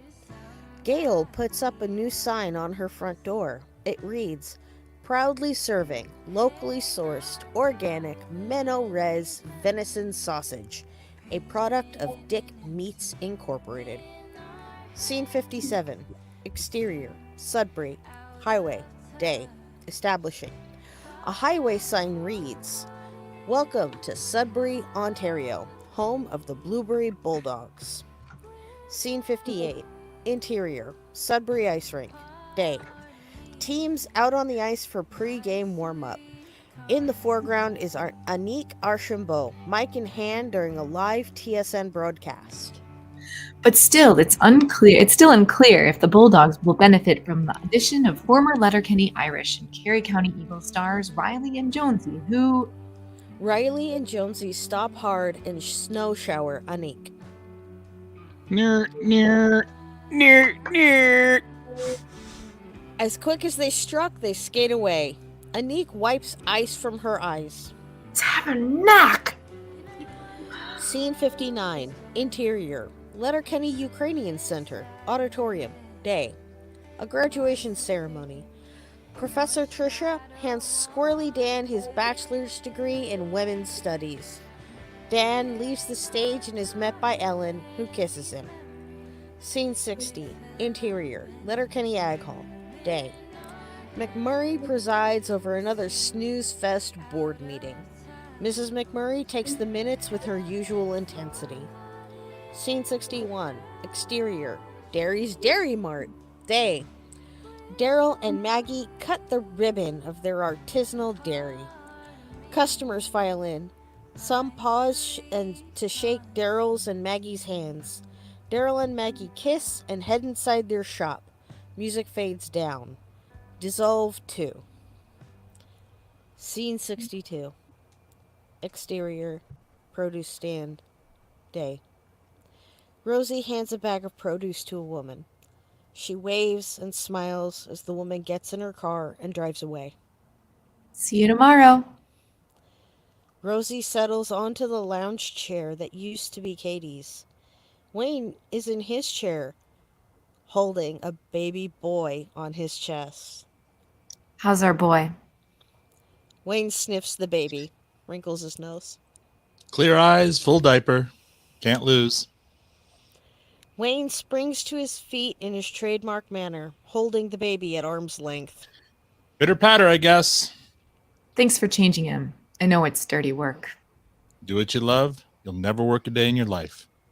Be right back. He marches off to change their son's poopy diaper.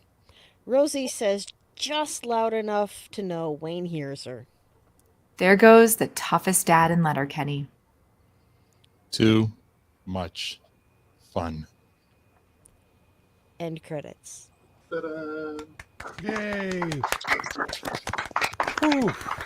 Wonderful, everybody. Thank you very much. Fuck, I Thank should have you, had a throat David. drop or some shit.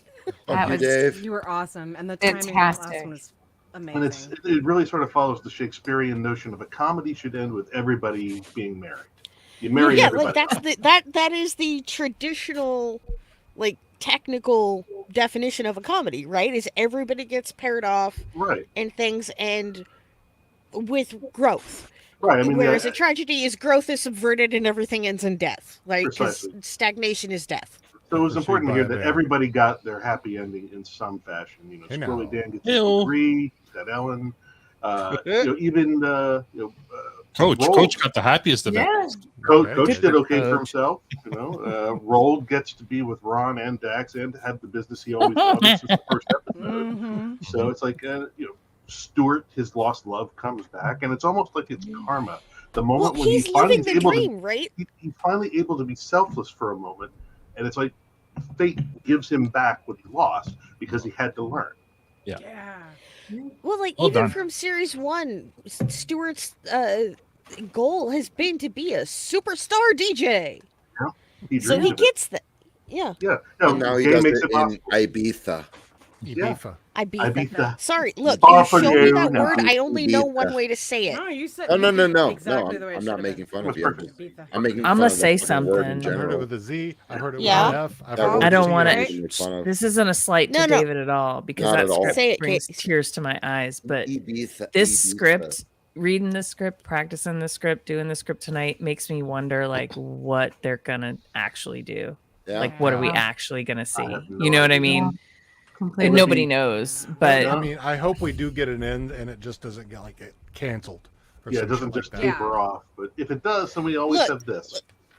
Practically Yeah, speaking, we'll always have is this. genuinely real. We'll have Speaking We'll always have very Ibiza. practically and realistically,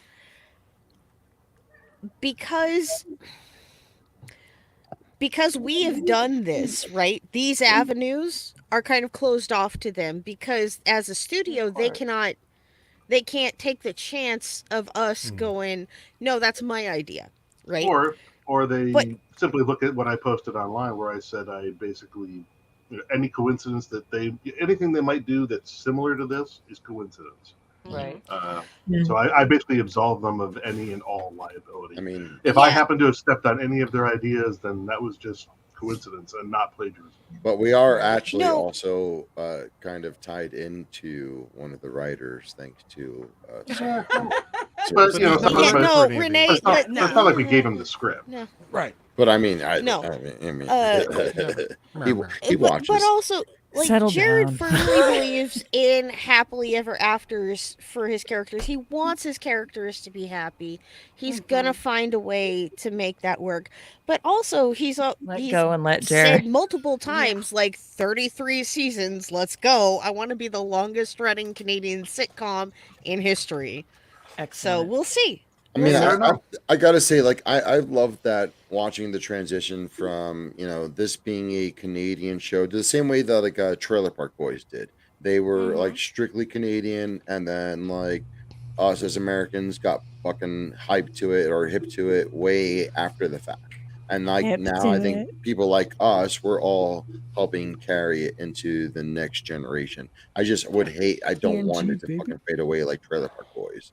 So yeah, I'm praying Hulu does justice by this fucking show because it deserves it so much. Well, look, it's not even on Hulu, right? Hulu merely rents the rights to stream it exclusively in the States.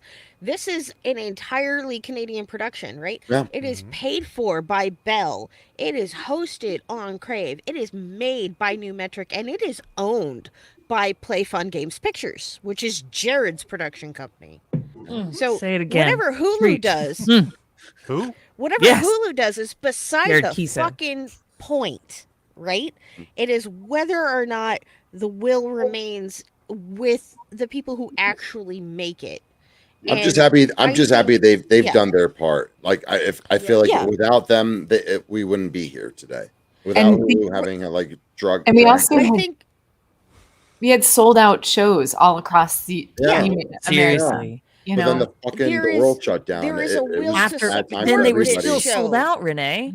Then they Yeah. were still sold out 2.5 years later. People, yeah. I held on to True. my tickets people for are two, watching. Yep. 2 years. yeah.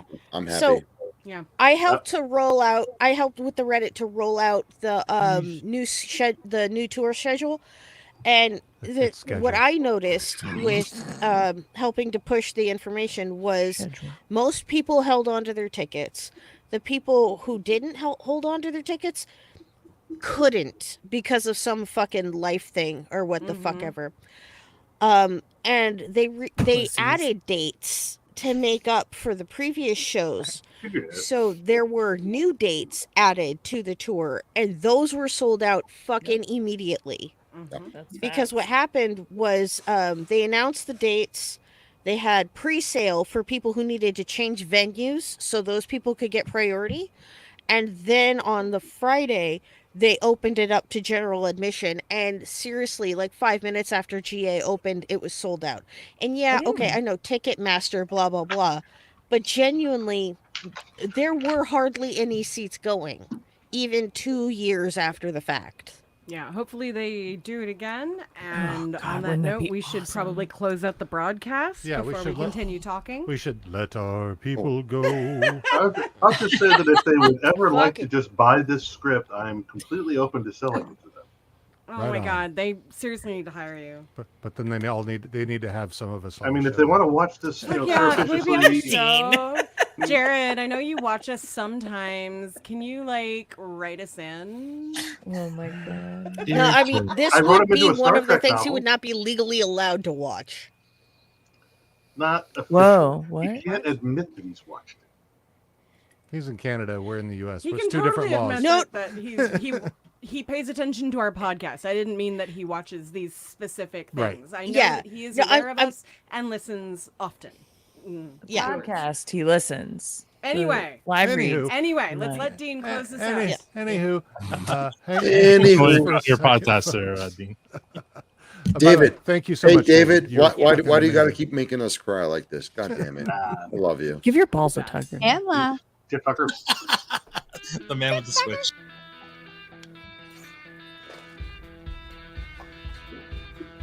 Thank you all for joining us this evening. As always, thanks to awesome David, Al, Tanya, Renee, Demond, Triss, Aaron, Tiara, my wife, Casey. My wife. Never heard of her. Anybody? David, Dennis, Renee. Renee. All you beautiful people. I love you all. Everybody. And thanks to the artists featured in our show. Our intro and outro are always Chase After Me Sheriff by Driftmouth, Three-Legged Dog by Hard Money Saints. And I had a lot of music in this episode, so I'm not reading those all off. But anyway, Show notes. yeah. So we'll see you soon for our next table read. Don't go being DJs now, so y'all take care. Oh,